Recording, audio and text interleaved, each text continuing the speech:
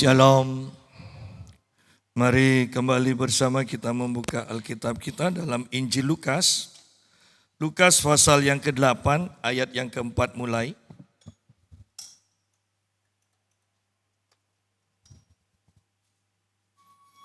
Firman yang sangat kita kenal. Perumpamaan tentang seorang penabur. Ketika orang banyak berbondong-bondong datang, yaitu orang-orang yang dari kota ke kota menggabungkan diri pada Yesus, berkatalah Yesus dalam suatu perumpamaan. Adalah seorang penabur keluar untuk menaburkan benihnya. Pada waktu ia menabur, sebagian benih itu jatuh di pinggir jalan. Lalu diinjak orang dan burung-burung di udara memakannya sampai habis. Sebagian jatuh di tanah yang berbatu-batu dan setelah tumbuh ia menjadi kering karena tidak mendapat air. Sebagian lagi jatuh di tengah-tengah semak duri dan semak itu tumbuh bersama-sama dan menghimpitnya sampai mati. Dan sebagian jatuh di tanah yang baik dan setelah tumbuh berbuah 100 kali lipat. Setelah berkata demikian, Yesus berseru, siapa mempunyai telinga untuk mendengar, hendaklah ia mendengar. Murid-muridnya bertanya kepadanya, apa maksud perumpamaan itu? Lalu Yesus menjawab, kepadamu diberi karunia untuk mengetahui rahasia kerajaan Allah. Tetapi kepada orang-orang lain hal itu diberitakan dalam perumpamaan supaya sekalipun memandang, mereka tidak melihat dan sekalipun mendengar mereka tidak mengerti. Nah, kita berhenti sampai sini dulu. Kalau kita lihat di sini, cerita ini sangat sederhana, tetapi sebenarnya mencakup hal-hal yang luar biasa yang melingkupi seluruh kehidupan orang Kristen. Dikatakan banyak orang berbondong-bondong datang kepada Yesus. Bahkan dari kota demi kota kemudian bergabung. Anda bisa bayangkan banyaknya. Ya. Kalau di sini kalau sekarang kita mungkin mendengar tentang seminar KKR di satu kota. Sehingga dari berbagai kota, ya dari berbagai provinsi gabung di satu tempat. Dan itu akan memenuhi biasanya di sebuah stadion itu akan menjadi penuh. Nah, di sini kita melihat orang berbondong-bondong ikut Yesus, mengikuti Yesus dan dari berbagai kota berbondong-bondong kumpul mengikuti Yesus. Bukankah ini adalah hal yang sangat baik, sangat luar biasa orang-orang datang kepada Yesus. Nah, setelah mereka itu berkumpul, Yesus mengajar dalam sebuah perumpamaan. Perumpamaan yang sangat sederhana yang kita semua sudah hafal tentang penabur. Ya, tentang penabur. Dikatakan sebagian benih itu jatuh di pinggir jalan, sebagian jatuh di tanah yang berbatu-batu, sebagian jatuh di tanah yang di semak-semak duri, dan kemudian sebagian lagi jatuh di tanah yang baik. Setelah itu Yesus berkata, siapa mempunyai telinga untuk mendengar, hendaklah ia mendengar. Nah, sekarang kita masuk ke ayat yang ayat 9 dan 10 dikatakan begini. Murid-muridnya bertanya kepadanya, apa maksud perumpamaan itu? Ya. Lalu Yesus menjawab, kepadamu diberi karunia untuk mengetahui rahasia kerajaan Allah, tetapi kepada orang-orang lain hal itu diberitakan dalam perumpamaan supaya sekalipun memandang mereka tidak melihat dan sekalipun mendengar mereka tidak mengerti. Kalau kita perhatikan ayat-ayat ini, apa yang Yesus katakan, kita akan ambil kesimpulan begini, kalau begitu kan percuma Tuhan Yesus mengajar dalam perumpamaan. Kalau begitu kan Tuhan tidak adil.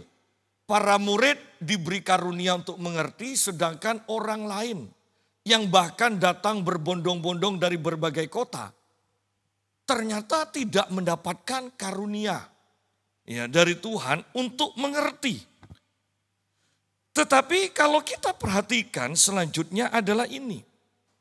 Murid-murid bertanya kepadanya apa maksud perumpamaan itu. Jadi ada orang yang datang sekedar mendengar apa saja yang dikatakan Yesus, apa ya saja yang difirmankan, mereka mendengar, ngerti, tidak ngerti, mereka tidak tergerak. Tidak ada rasa ingin tahu untuk mengerti. Pokoknya dekat Yesus, pokoknya mendengar apa yang Yesus katakan, ngerti, tidak ngerti, ya sudah. Apa katanya? Ya. Sehingga Yesus katakan siapa yang mempunyai telinga untuk mendengar, hendaklah ia mendengar. Artinya mendengar itu kalau tidak ngerti, ya tanya. Kalau kita tidak ngerti, tetapi membiarkannya itu sama aja. Kita mendengar tapi tidak ngerti kan sama aja. Punya telinga tapi tidak digunakan untuk mendengar. Itu hanya sekedar lewat. Jadi Yesus bukannya tidak adil kepada para murid diberikan karunia untuk mengerti, kepada orang yang berbondong-bondong itu tidak diberi karunia. Kemudian untuk apa mereka ikut Yesus? Jadi yang jadi masalah di sini adalah kita ini datang untuk mendengar sampai mengerti atau hanya sekedar suka ngumpul-ngumpul mendengar firman, ngerti tidak ngerti ya sudah yang penting ngumpul. Nah, ini sebenarnya yang harus kita pahami. Jadi ada orang Kristen membaca Alkitab, beribadah mendengarkan firman Tuhan. Pertanyaannya, ngerti atau enggak? Ya. Ngerti atau enggak? Ada orang-orang yang nelpon saya, ada yang WA, mereka kadang bertanya, Pak, ayat ini artinya apa? Ayat ini artinya apa? Ya. Dan saya menjelaskan. Tapi sampai saat ini saya belum pernah loh mendapat pertanyaan dari jemaat sendiri. Berarti katanya Pak Indra, pikirkan positif, katakan positif. Jemaat kita luar biasa, ngerti semua. Iya kan? Ya. Jadi ayo kita lihat, bayangkan ribuan orang berbondong-bondong kepada Yesus. Tapi mereka tidak mendapatkan karunia untuk mengerti. Karena mereka tidak ada keinginan untuk bertanya. Tidak ada keinginan untuk mengerti. Tidak ada rasa haus dan lapar akan firman Tuhan. Sehingga mereka hanya sekedar mendengar. Ada orang-orang yang membaca firman. Sampai sudah tamat berapa kali. Puji Tuhan. Tapi kembali pertanyaannya, ngerti atau enggak? Saya dulu karena sering baca buku berprinsip membaca buku. Dan banyak hamba Tuhan berkata, baca firman Tuhan tuh seperti minum vitamin. Ya, ngerti enggak ngerti sama seperti minum vitamin, rasakan atau enggak, pokoknya yakin bermanfaat. Ya. Tapi kemudian Pak Mutu berkata, oh kalau enggak ngerti, ya tanya ke Tuhan. Kalau belum Tuhan jawab, berpuasa sampai ngerti. Ya. Tetapi secara umum bukankah banyak dari kita mungkin yang mengalami. Ketika kita membaca firman Tuhan, kita bertanya-tanya apa ya artinya? Apa ya artinya? Walaupun kita tidak sampai bertanya kepada orang-orang, tapi hati ini selalu bertanya, apa ya artinya? Ya. Walaupun tidak berpuasa, tiba-tiba dalam satu ibadah ada pendeta yang menjelaskan. Ya. Oh ternyata ini artinya. Ya. Jadi yang terpenting sebenarnya adalah keinginan hati kita untuk mengetahui rahasia firman Tuhan itu loh. Rasa haus kita untuk mengetahui apa sih artinya firman ini. Maka Tuhan akan menjelaskan. Dan Tuhan katakan ini adalah karunia. Ketika kita mengerti, maka kita disebutkan menerima karunia. Lalu Yesus menjawab ayat yang ke-10. Kepadamu diberi karunia untuk mengetahui rahasia kerajaan Allah. Tetapi kepada orang-orang lain hal itu diberitakan dalam perumpamaan. Ya, dalam perumpamaan. Supaya sekalipun memandang mereka tidak melihat, sekalipun mendengar mereka tidak mengerti. Loh, kalau memandang tapi tidak jelas, kenapa kau tidak tanya? Kalau sudah mendengar tapi tidak ngerti, kenapa kau tidak tanya? Ketika kita sekolah saja, guru-guru biasanya bertanya, yang belum mengerti angkat tangan. Nah, biasanya yang ranking terakhir-terakhir itu ya, mendengar perkataan pertanyaan Pak Guru, yang belum mengerti angkat tangan. Sudah tidak ngerti, tidak angkat tangan. Ya kan? Nah, biasanya itu rankingnya terakhir. Ya. Jadi kita lihat bahwa selalu ada kesempatan untuk bertanya. Yang jadi masalah adalah apakah kita menggunakan kesempatan itu atau tidak. Karunia selalu diberikan. Yang jadi masalah adalah apakah kita mau menerima karunia itu atau tidak. Kesempatan untuk mengerti. Para murid, puji Tuhan, mereka datang kepada Yesus secara khusus dan bertanya, apa maksudnya? Dan ketika kita bertanya, Tuhan memberi jawaban. Ketika kita bertanya, Tuhan memberi jawaban. Kenapa kita tidak mengerti? Karena kita tidak bertanya. Kita tidak tertarik juga untuk mengetahui apa artinya. Padahal sekali firman itu dimengerti, sekali firman itu dihidupkan di dalam kita, maka kita akan menerima apa yang Tuhan firmankan itu. Banyak orang salah mengerti begini. Tuhan kita, puji Tuhan, Tuhan setia.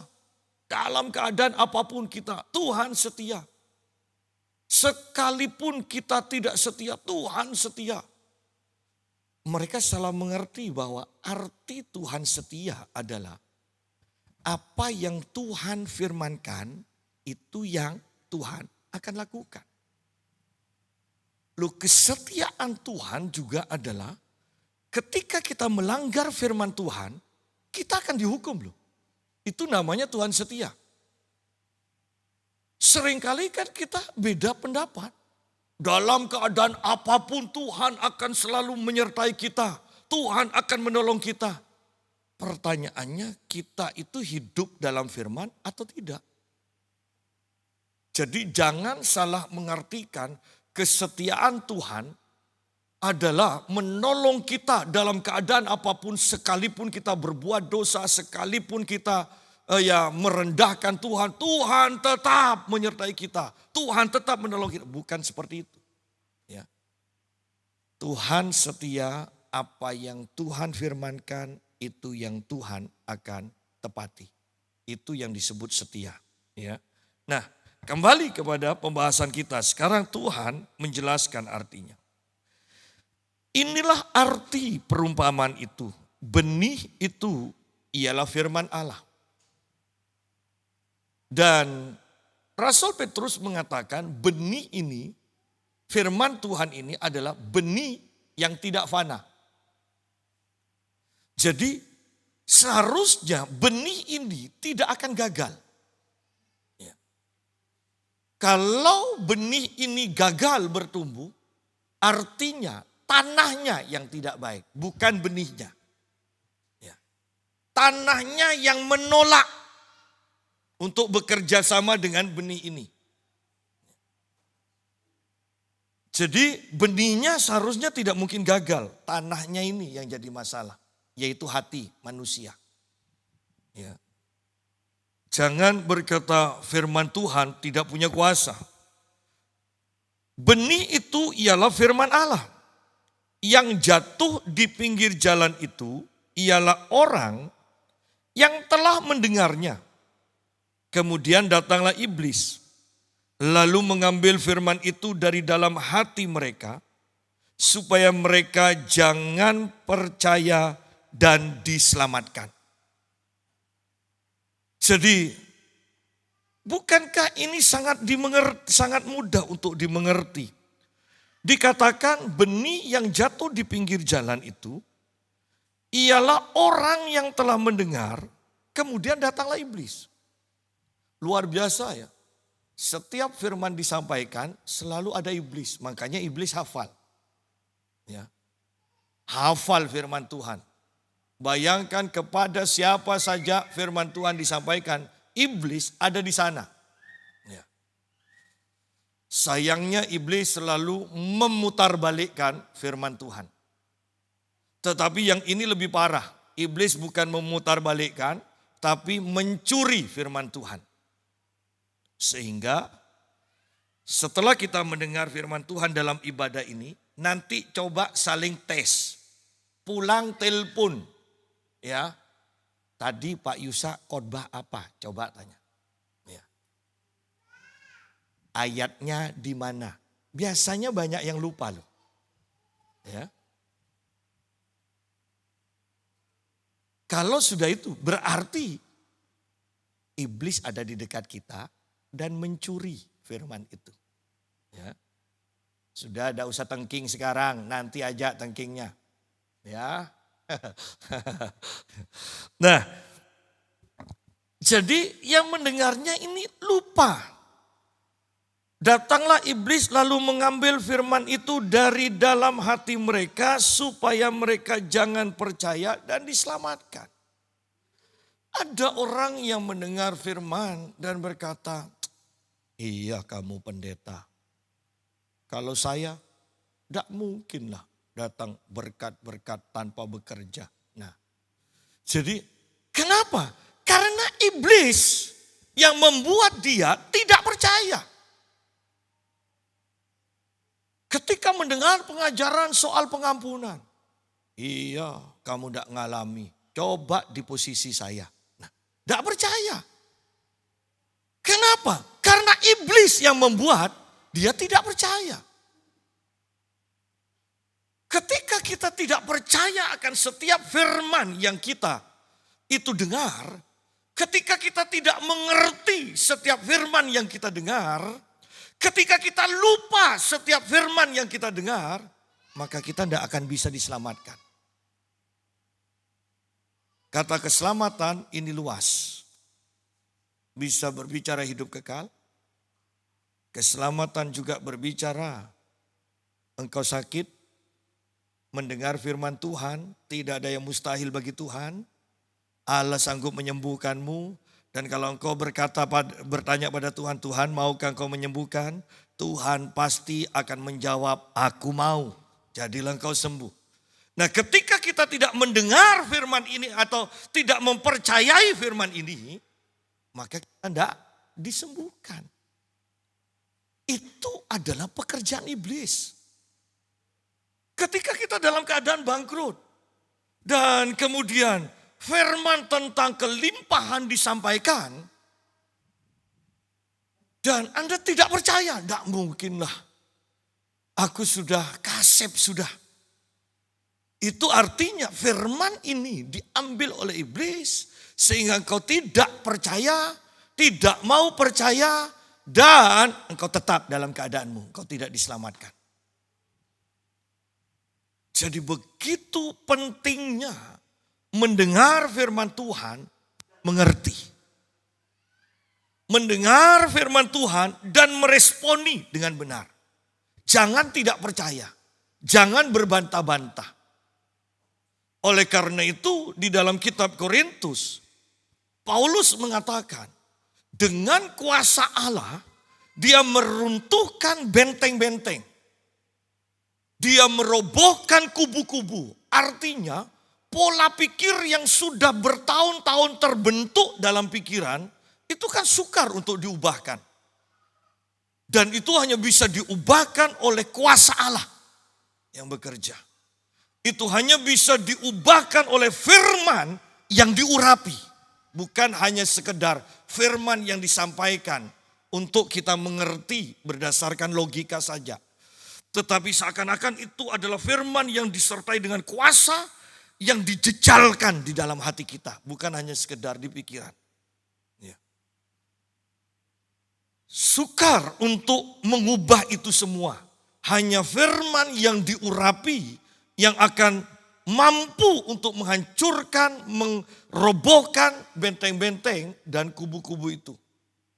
Bahkan Paulus katakan, kami menawan segala pikiran dan menaklukkannya di bawah kaki Kristus. Ya. Jadi itu pun harus ditawan.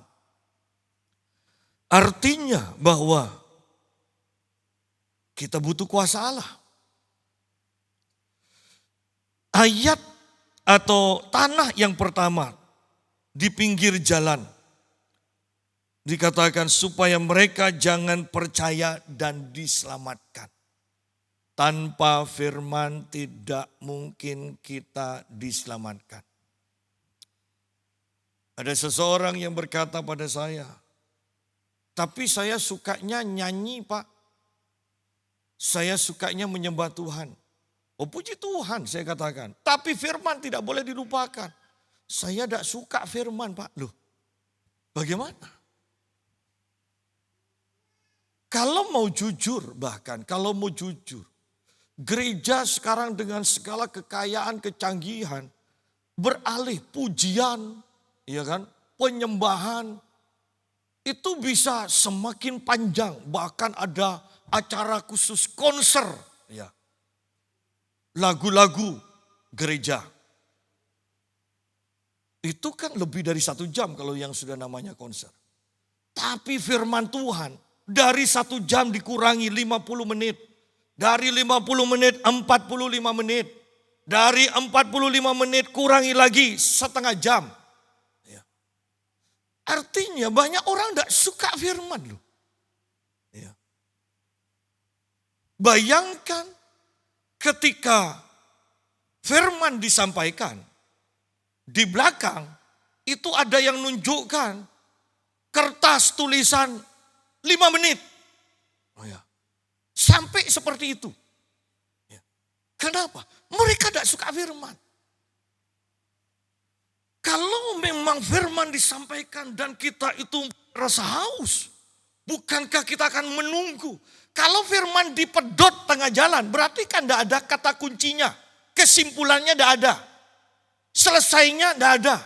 Anak-anak muda yang suka film Korea berandai-andai ketika sudah tegang-tegangnya kemudian habis. Tidak ada keputusan. Bayangkan. Tapi herannya ya kalau mereka lihat film kan kecewa. Loh lanjutannya apa? Kalau firman Tuhan diputus tengah jalan. Puji Tuhan. Cepat pulang. Loh ini apa-apaan? Kan berarti ada yang tidak beres dengan kerohanian kita kan? Mungkin bagi kita ini biasa. Tetapi saya mau kita sadar. Pasti ada yang tidak beres dengan kerohanian sebagian besar orang Kristen. Ketika diputus tengah jalan firman. Tanpa ada penyelesaian. Tanpa ada kesimpulan. Tanpa ada lawatan Tuhan. Mereka kata puji Tuhan. Yang penting cepat selesai. Loh. Kok bisa? Betapa berdosanya kita beribadah dengan sikap hati yang seperti itu. Bahkan lebih parah lagi Alkitab katakan mereka tidak akan diselamatkan.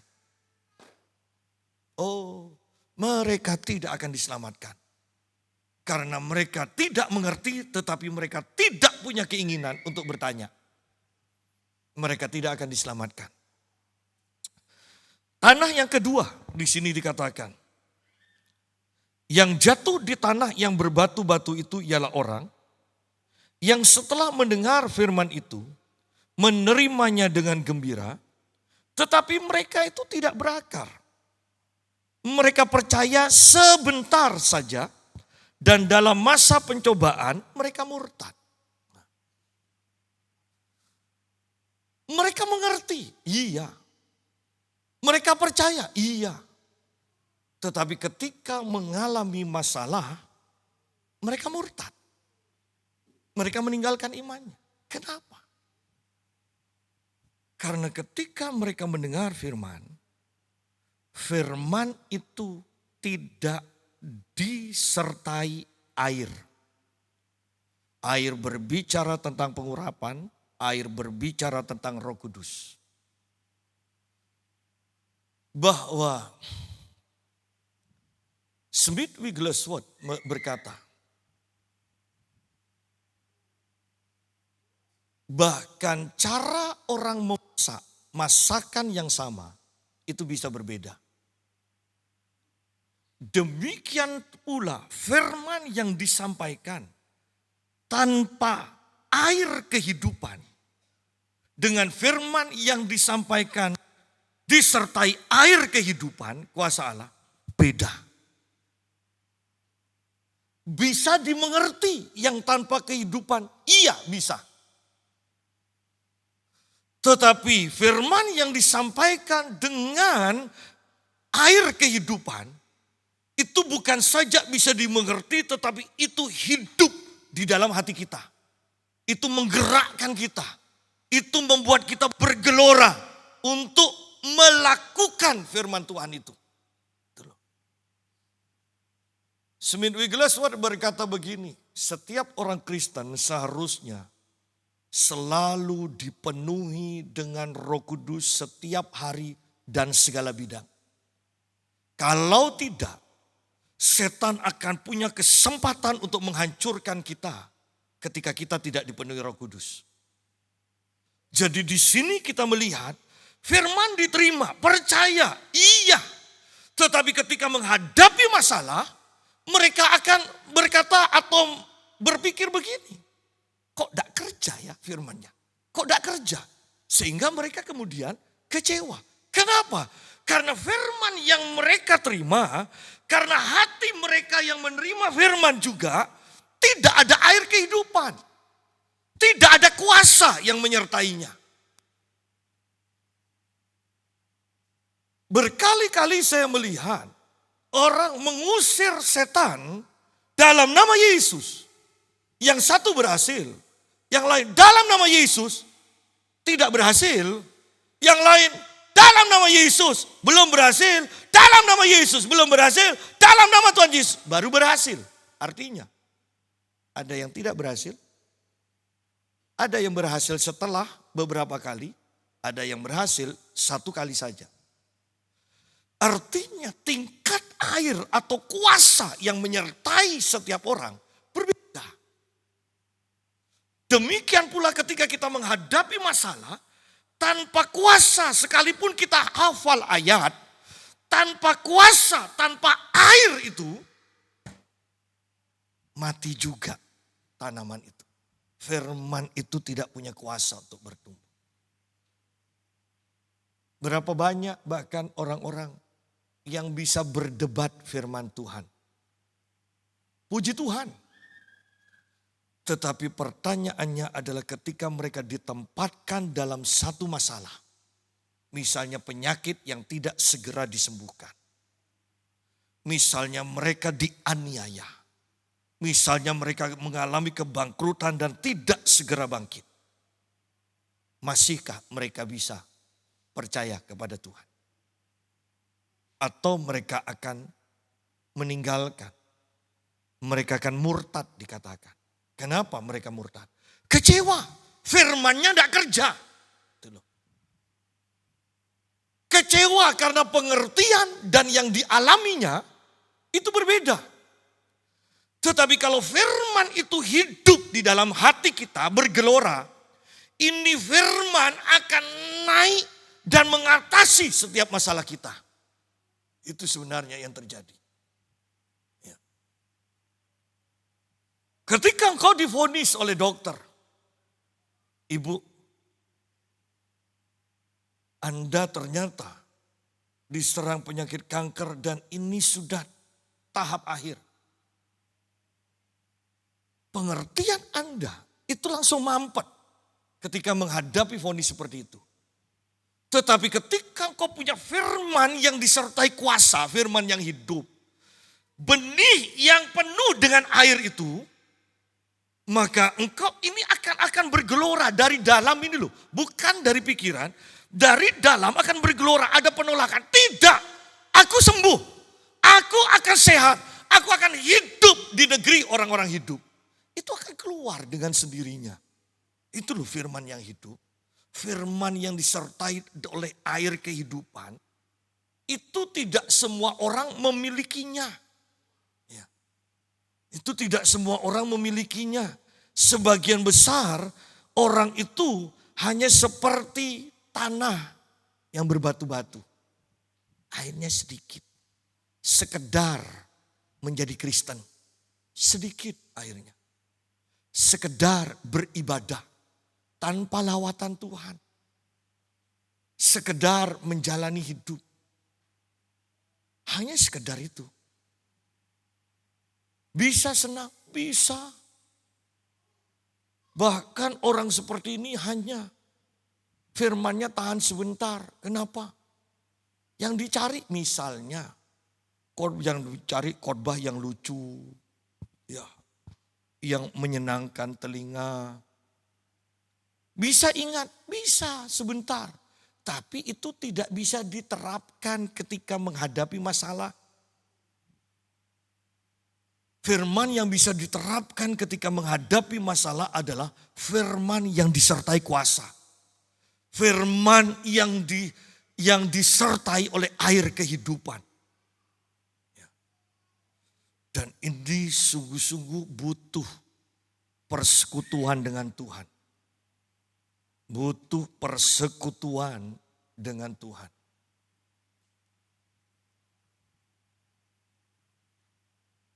Menginjak kepada tanah yang ketiga.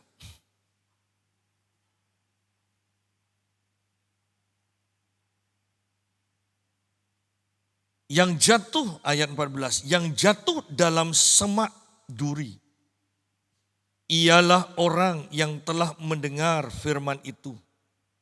Dan dalam pertumbuhan selanjutnya, mereka terhimpit oleh kekhawatiran dan kekayaan dan kenikmatan hidup sehingga mereka tidak menghasilkan buah yang matang.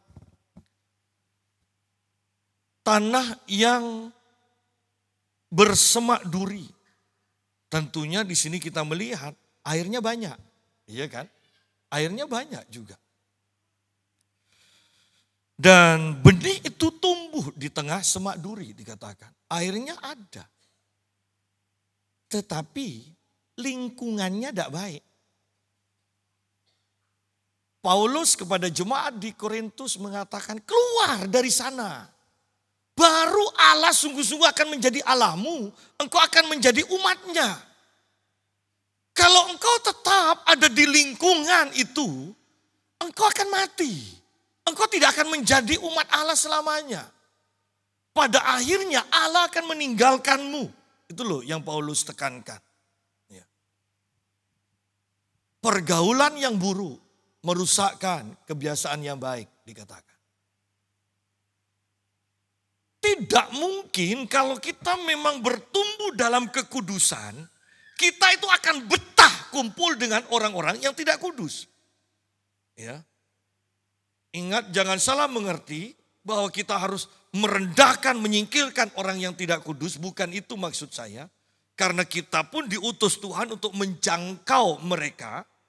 Tetapi saya mau tekankan begini. Engkau tidak akan betah berlama-lama. Ya. Bahkan mengadopsi kebiasaan mereka yang tidak alkitabiah. Anda tidak akan betah. Kalau Anda betah, berarti memang hati kita belum benar-benar kudus. Belum. Nah, benih ini yang tumbuh di semak duri, dikatakan, puji Tuhan, bukan hanya sebentar seperti tanah yang berbatu-batu. Tetapi ini sempat mengalami pertumbuhan. Ya. Mengalami pertumbuhan, berarti ini berbicara sudah bertahun-tahun jadi orang Kristen. Bertumbuh, banyak perubahan, ya kan? Dari dulu tidak bisa nyanyi, sekarang bisa nyanyi. Dulu tidak pernah angkat tangan, sekarang angkat tangan kalau memuji Tuhan, menyembah. Loh, angkat tangan memuji Tuhan tuh sukar loh. Tidak semua orang Kristen itu bisa bebas angkat tangan dalam memuji Tuhan. Ya. Tidak semua orang Kristen itu bisa bebas agak bergerak kalau nyanyi. Ya. Itu sukar loh. Kalau Anda tidak lahir baru, Anda akan merasa aneh angkat tangan. Ya. Jadi saya mau katakan bertumbuh, puji Tuhan, bertumbuh. Sayangnya tidak sampai berbuah. Ya. Ketika engkau bertumbuh, rajin beribadah. Kemudian ada masalah, kekhawatiran. Duh, anakku mau kuliah, bagaimana ini? Aduh, musim penyakit, bagaimana ini? Mau ke gereja, aduh mendung, pasti badai, sudah tidak usah ke gereja. Khawatir. Ya, tidak usah meskipun badai silih berganti. Mau badai, sudah khawatir. Apalagi badai silih berganti lagi. Ya, itu sudah bukan khawatir lagi, terkencing-kencing pasti. Ya. Jadi di sini kekhawatiran. Dan orang selalu berbantah. Namanya orang pasti khawatir. Dan selalu banyak yang pro kepada yang khawatir. Bagaimana bisa tidak khawatir? Loh, namanya orang bisa khawatir. Iya, tapi tidak usah berlama-lama. 1 detik atau 1 menit aja. Kemudian cepat beralih ke firman Tuhan. Seorang hamba Tuhan yang bergerak dalam kekudusan. Khotbahnya di mana-mana tentang kekudusan. Dia berkata begini. Pandangan saya detik pertama itu tidak membuat saya berdosa. Sekalipun dia lihat, misalnya dia katakan film porno atau perempuan telanjang, detik pertama dia lihat itu tidak berdosa. Tetapi detik selanjutnya kalau dia tidak beralih itu baru dosa. Dia bilang. Ya. Jadi Anda jangan cari detik pertama terus tapi lo ya. Ya, Anda ngerti maksud saya kan? Kita tidak bisa untuk menolak apa yang dalam sekejap. Misalnya bahkan di YouTube sekarang kan. Ya, tiba-tiba ada orang yang lupa pakai baju kan. Detik pertama itu Anda tidak berdosa. Tapi detik kedua dan selanjutnya. Kalau Anda tidak segera mengalihkan. Nah itu baru dosa dikatakan. Ketika kita mendengar sesuatu khawatir bisa. Iya mikir bisa khawatir. Tetapi itu harus detik pertama. Setelah itu firman yang harus hidup di dalam kita. Jadi saya tidak akan berkata kita hidup tanpa kekhawatiran. Tidak.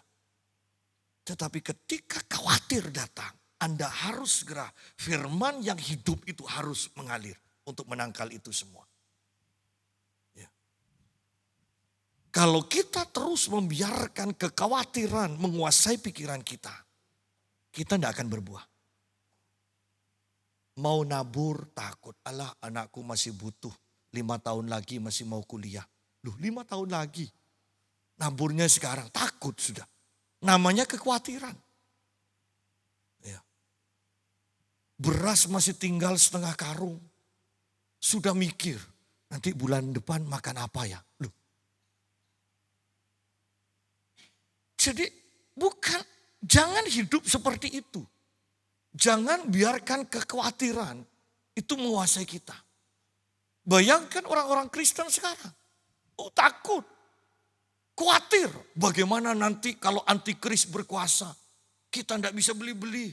Kira-kira tahan apa enggak ya tidak pakai chip. Sudah dipikir. Siapa tahu besok Anda mati tidak perlu mengalami antikris. Ya kan?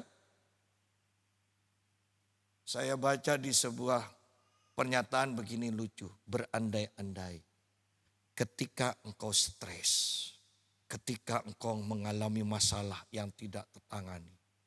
Dan kemudian malaikat maut duduk di sampingmu. bertanya, anakku mau berangkat sekarang atau enggak? Kira-kira jawabannya apa? Katakan. Ya.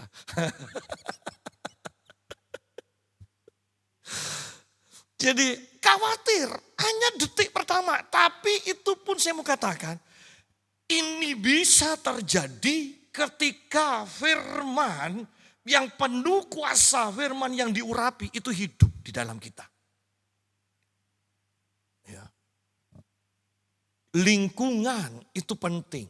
Kalau Anda hanya kumpul sama orang-orang yang khawatir terus, Anda tidak akan bisa bertumbuh mengatasi kekhawatiran.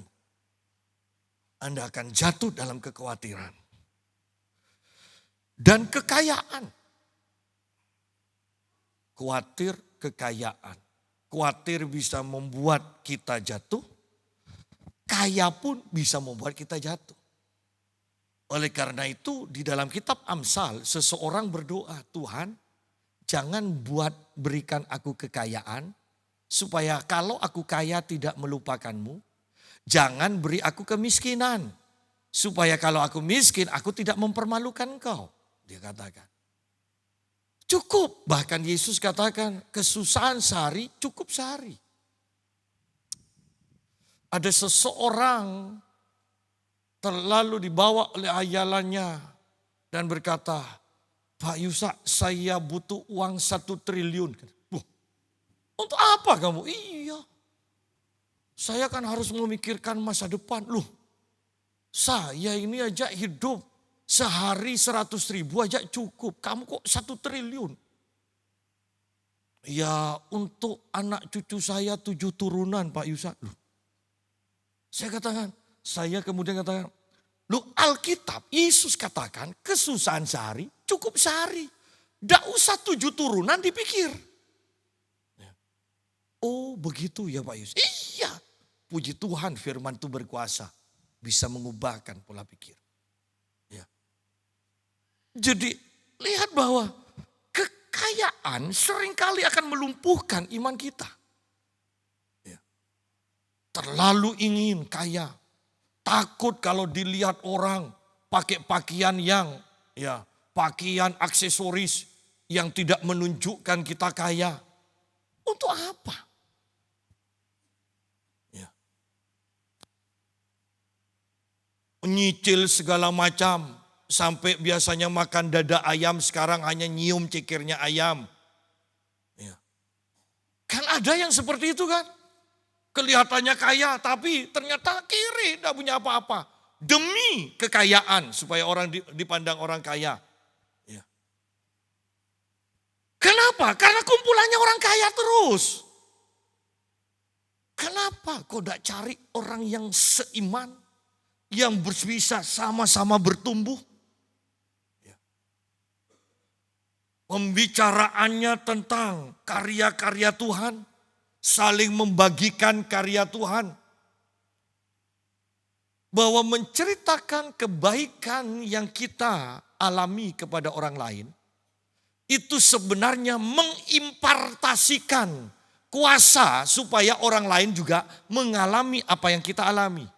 Ketika kita mendengar orang Kristen yang lain memberikan kesaksian, maka kita juga menerima pengurapan mereka supaya kita mempunyai dan mampu mengalami apa yang orang itu alami juga. Jadi betapa pentingnya kumpulan itu. Ketika engkau kumpul dengan orang-orang yang sakit, Anda dengarkan penyakit mereka terus, Anda dengarkan keluhan mereka terus, bukan nafas mereka yang membuat engkau sakit. Virusnya nular. Bukan. Yang terlebih kuat itu adalah perkataan mereka. Engkau mendengar sakit. Akhirnya engkau menerima sakit. Ya. Waktu COVID kan. Kita kan sepertinya merasa ya. Kok tidak enak badan. Dekat sama orang yang kelihatannya agak aneh. Dia cepat-cepat mandi. Padahal tidak masalah. Padahal tidak masalah. Tapi karena kita sudah lingkungan itu loh. Yang membuat kita seperti itu. Hati-hati dengan lingkungan Semak Duri ini. Terhimpit oleh kekhawatiran, terhimpit oleh kekayaan, terhimpit oleh kenikmatan hidup. Daging. Engkau tidak akan menghasilkan buah. Engkau akan bertumbuh, kemudian kau mandek di sana. Engkau tidak akan menghasilkan buah. Seharusnya kita bertumbuh, berbuah, dipenuhi dengan segala kepenuhan Kristus. Artinya, ketika kita berdoa terus dan tujuan kita mengalami segala kepenuhan Kristus, artinya kehidupan Kristen itu akan terus mengalami peningkatan, mengalami hal-hal yang baru, terus seperti itu, tidak ada habisnya. Bagaimana bisa kita sampai mengalami kepenuhan Kristus? Plek. Kan itu adalah pertumbuhan terus, bertumbuh terus. Artinya kehidupan kita seharusnya menarik di dalam iman. Karena selalu ada yang baru. Selalu ada yang baru. Selalu ada yang baru. Ya. Kenikmatan hidup sehingga mereka tidak menghasilkan buah yang matang. Ada menghasilkan buah, puji Tuhan. Matang atau tidak. Matang atau tidak. Smith Wigglesworth berkata begini. Ketika engkau kumpul dengan orang dan mendengar perkataan-perkataan, engkau harus bisa kenal ini suara Tuhan atau suara setan. Seorang anak muda yang pandai berkhotbah dikatakan meminta kepenuhan Roh Kudus. Dan anak muda ini tidak segera penuh Roh Kudus. Sampai Smith Wigglesworth diundang oleh para tua-tuanya. Karena para tua-tua gereja ini mengharapkan sungguh anak muda ini dipakai Tuhan luar biasa. Dia sudah pandai berkhotbah. Penampilannya menarik tetapi belum penuh Roh Kudus. Diundanglah Smith Wigglesworth. Dan anak muda ini dilawat Tuhan, dipenuhi Roh Kudus. Semua senang di gereja itu. Ada satu orang yang nyeletuk begini. Dialah Elia yang akan datang. Dan yang lain kata, amin. Smith Wigglesworth langsung kaki, ini perkataan setan. Anak ini awalnya tenang. Tetapi ketika dia pulang dari gereja itu, di jalan dia mendengar suara, engkau adalah Elia yang akan datang. Masih bisa bertahan dengan iman. Dia terus mendengar, engkau adalah Elia yang akan datang. Elia yang akan. Akhirnya dia bahkan di jalan pun dia berteriak, aku adalah Elia yang akan datang. Elia yang akan datang. Lebih parah lagi, setiap hari dia berkata, aku Elia yang akan datang. Dan dia masuk ke rumah sakit jiwa.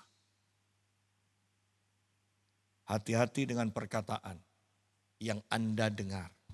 Seharusnya engkau bisa berbuah dan buahmu matang.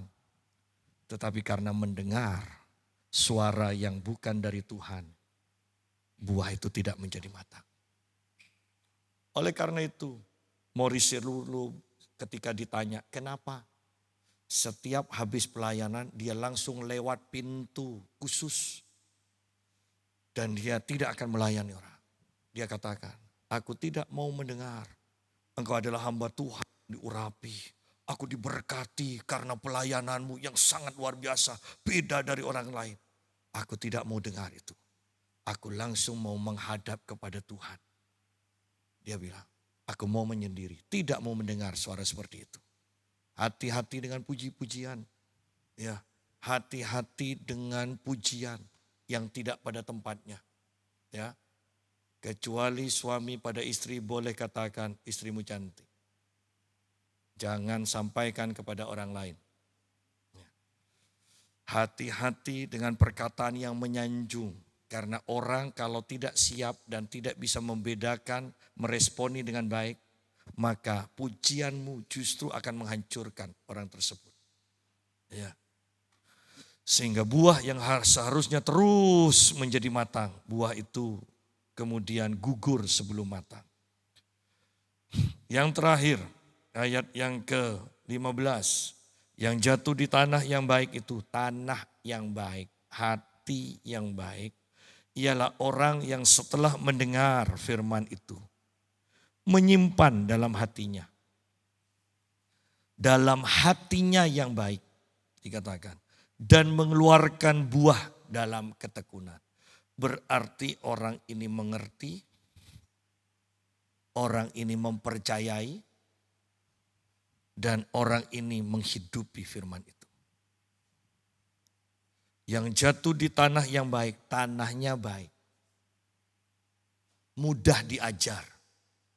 Hati seorang murid ialah orang yang setelah mendengar firman itu, menyimpannya dalam hati yang baik.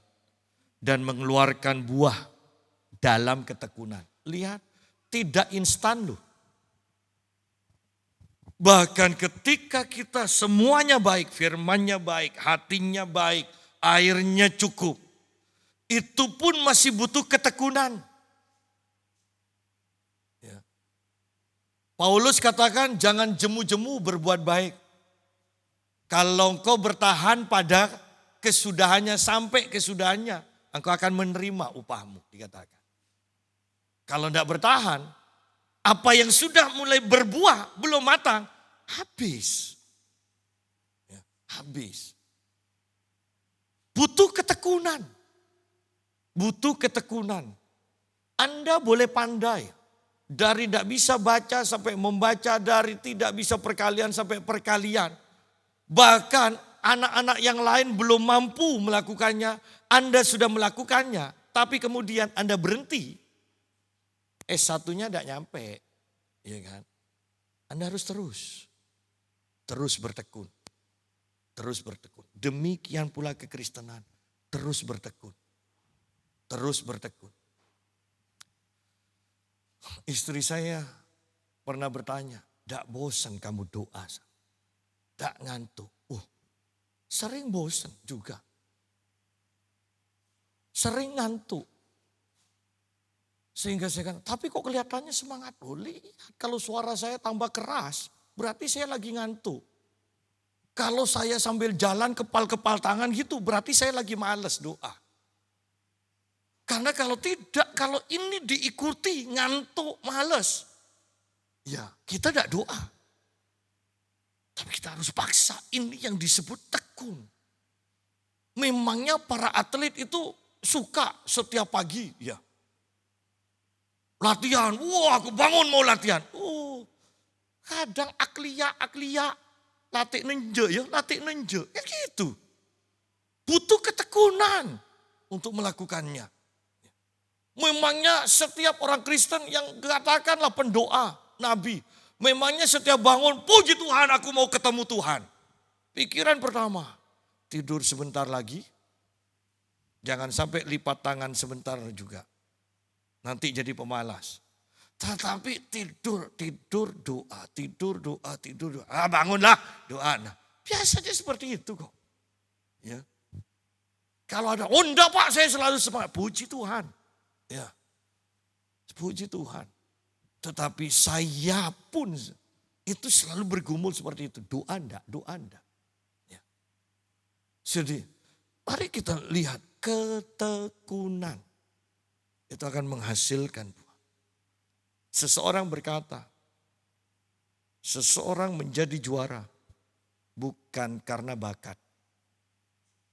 Seseorang bisa mencapai yang terbaik menjadi juara karena mereka tekun berlatih. Bukan hanya bakat, tetapi ketekunan. Bakat kalau tidak tekun berlatih, tidak akan pernah menjadi juara. Nah pada akhirnya saya mau katakan begini. Ingat, tanpa bosan saya sering mengulang ini. Ada 4 macam tanah yang menghasilkan hanya satu. Hanya satu. 3 berarti gagal. Yesus selalu berkata, sisa yang akan diselamatkan hanya sisa. Banyak yang dipanggil, sedikit yang dipilih, tetapi dari sedikit yang dipilih hanya sisa lagi. Oleh karena itu Yohanes dalam suratannya berkata, Ibu, aku bersuka cita mendengar separuh dari anak-anakmu hidup dalam kebenaran. Loh, separuh saja itu kan luar biasa. 4 macam tanah hanya 1. Berarti hanya 1/4 yang menghasilkan. 1/4 yang diselamatkan. Yesus berkata, masuklah melalui pintu yang sempit itu. Yang kau harus berdesak-desakan. Jangan masuk melalui pintu yang lebar. Ya. Banyak yang masuk lewat pintu yang lebar dan mereka tidak diselamatkan. Bertekun. Jadilah yang 1/4 ini. Jadilah sisa ini. Terima firman Tuhan. Kalau tidak ngerti tanya kepada Tuhan. Cari pengertian. Hidup dalam pengurapan sehingga firman yang diterima juga tergabung dengan gereja yang hidup dalam pengurapan. Supaya bukan hanya sekedar firman yang dimengerti dengan logika. Tetapi firman yang didorong oleh pengurapan sehingga firman itu bisa hidup di dalam hati kita. Dan ketika kita bertekun, kita akan menghasilkan buah yang matang. Tuhan memberkati. Mari kita berdoa.